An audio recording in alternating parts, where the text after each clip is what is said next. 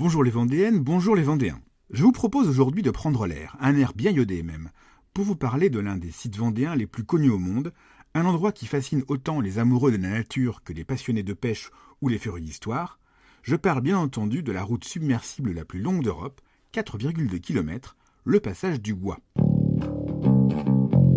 Reliant la commune de Barbâtre sur l'île de Noirmoutier à celle de Beauvoir-sur-Mer sur le continent, ce gué, Gois en ancien français, est semble-t-il né il y a 2000 ans quand la rencontre de deux courants marins contraires a créé un haut fond de sable et de galets permettant un passage à pied à marée basse. Pendant des siècles, la traversée restera très périlleuse, puisque le haut fond, et donc le chemin, se déplace à chaque marée. La chronique raconte qu'en 843, des Nantais, prisonniers des Vikings alors installés sur l'île de Noirmoutier, l'île d'Air à l'époque, réussissent à s'échapper en profitant de basses eaux, à la manière des Hébreux traversant la mer Rouge, tout un symbole à l'époque. Il faut attendre le XVIIIe siècle pour que le Gois devienne un passage à peu près sûr entre l'île et le continent.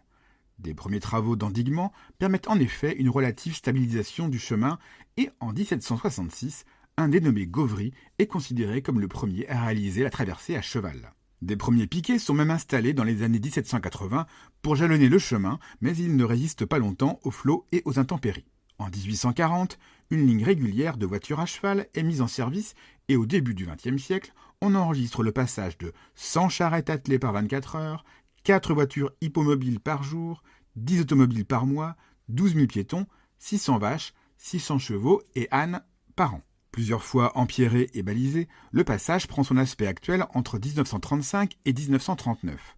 De part et d'autre de la route, des pales planches et du béton stabilisent le fond sableux. Puis des pavés de 40 cm de côté et 12 cm d'épaisseur, pesant entre 20 et 30 kg chacun, sont posés sur un matelas composé d'une couche de pierre puis d'une couche de sable. 9 balises jalonnent le passage. Elles offrent un refuge aux imprudents surpris par la marée, ce qui n'empêche pas les drames.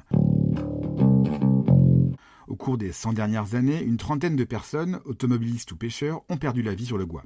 Un chiffre relativement faible quand on sait que chaque été, près de 12 000 voitures empruntent le passage chaque jour. Mais un chiffre toujours trop élevé malgré la signalisation pourtant très claire. La dernière victime en date, une sexagénaire bloquée dans sa voiture en septembre 2020. Les règles sont les suivantes. Il est possible de traverser le Gois depuis 1h30 avant et jusqu'à 1h30 après l'heure de basse mer. En fonction des coefficients, ce sont de 1,50 m à 4 mètres d'eau qui recouvrent le passage à marée haute.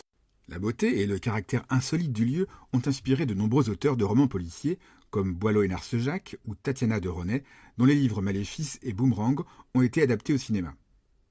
Les auteurs de bande dessinée ne sont pas en reste. Bourgeon met en scène le passage dans sa série culte Les Passagers du Vent.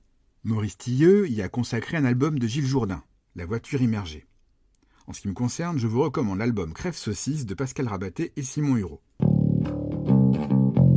De grands événements sportifs ont également choisi le Gois comme écrin. Le peloton du Tour de France l'a traversé plusieurs fois et depuis 1987, presque chaque année, des dizaines de coureurs s'élancent à l'assaut du passage à marée montante à l'occasion des foulées du Gois. Suprême consécration, classé site d'intérêt national et patrimonial en novembre 2017, le Gois pourra être un jour classé au patrimoine mondial de l'UNESCO. C'est tout pour aujourd'hui, je vais vérifier l'horaire des marées. C'était Sébastien de la page Facebook Le Saviez-vous Vendée.